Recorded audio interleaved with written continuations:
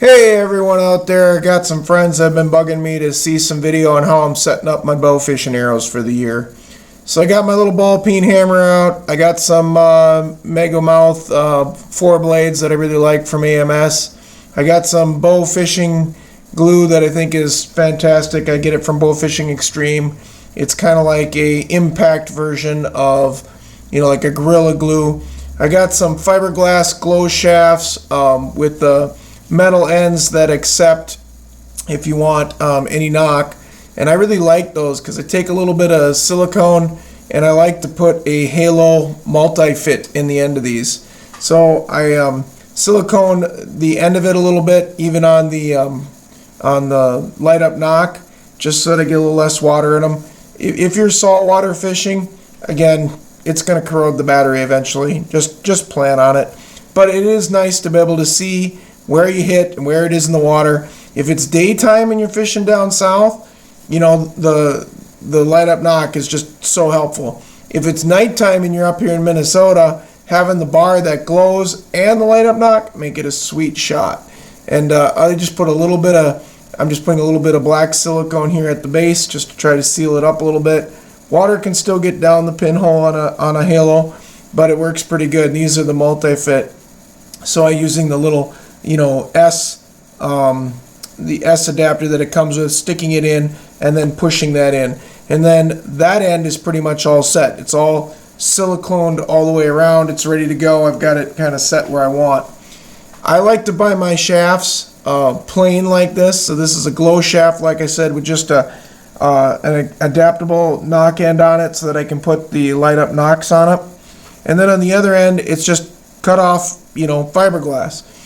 When you have cut off fiberglass, the end that's flush is rough and it'll accept glue very easy. But the actual fiberglass has been coated, otherwise you'd get it on your fingers and you'd be itchy, right? And I don't really, have a problem with that, but glues do.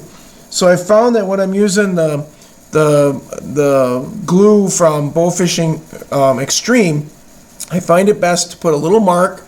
I put my point on, and I'm putting a little mark with a pencil so I know how far up that goes.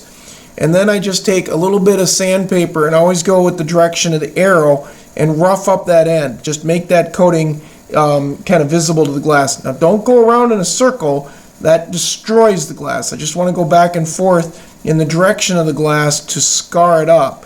And you can really tell when you're doing it. This happens to be a little 60 grit when you do it, because you can see the fine lines that you're putting in it. I find then that the glue really bites on, and since it's kind of a tough impact resistant glue, it's probably all you need. I still put a pin in mine, and yes, I think that's needed if you shoot into the bottom and you got to yank one of these things out with your bow puller, but everybody's different. Now this is the AMS Mega Wide, and when you use these kind of big broadheads like this, they really hold in those fat dogfish and big carp. They do really well for down south in the rays. And I like the fact that if you turn it counterclockwise, maybe about a half a turn, the blades fold and you can instantly get this out of the fish or out of the prey, which is excellent. I also like that the tip is changeable, so if you really do dull it, you can unscrew it, take it off, and replace it, which means that you can take your hardware longer into life. So here I am, I've got the end of it all kind of scratched up where I'd put my mark on below, which is great.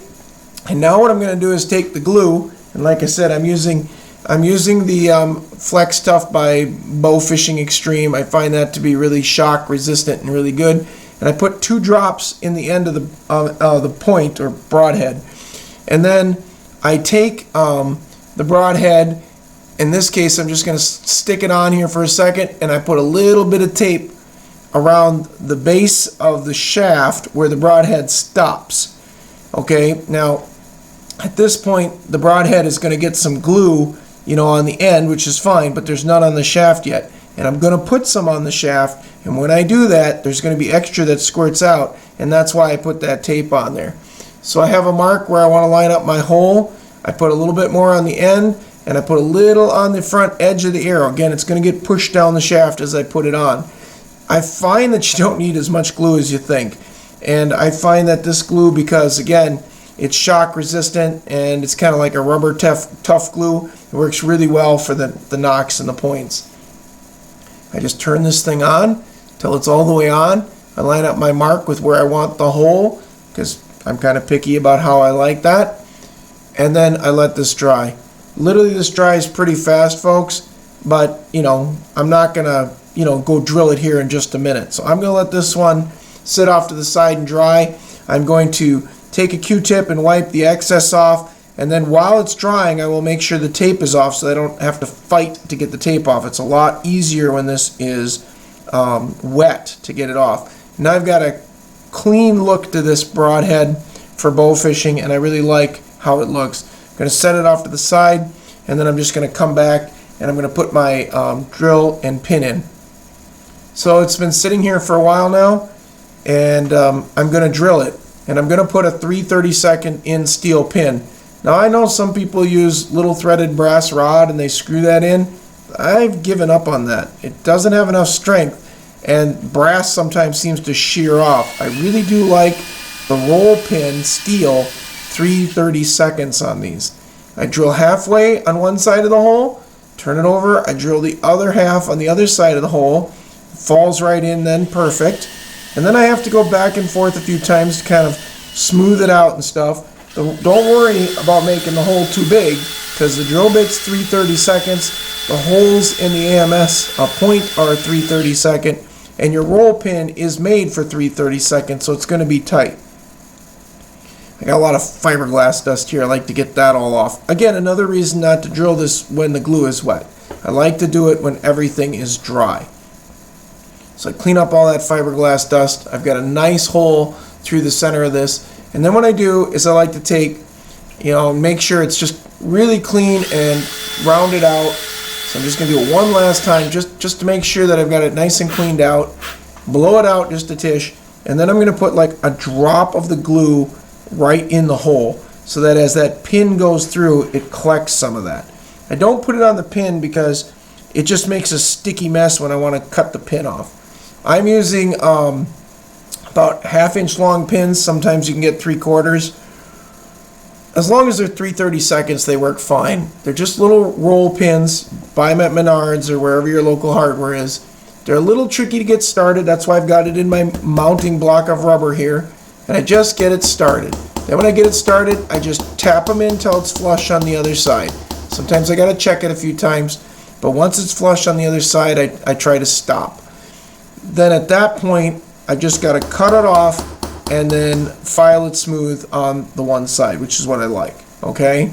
How you cut it off is kind of anybody's choice. Some people like a Dremel. I just take a Dykes or a wire cutter that's really sharp. It's not that hard of a steel, thankfully, and I just try to trim it right off. So here I've loosened it a little so the points, the blades of the point go forward out of my way. I cut it off quick there with the Dykes or the needle or wire cutter, whatever you want to call that.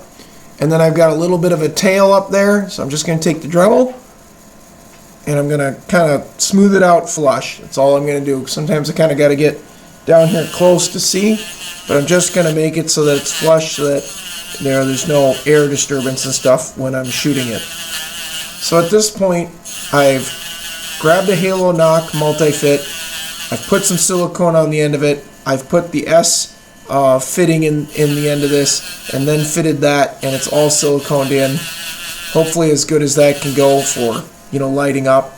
It's a fiberglass glow rod, if you want to call it that, for shaft. And I enjoy that. I think that helps a lot. It's got the AMS 4 point on it in the Mega, and I like that.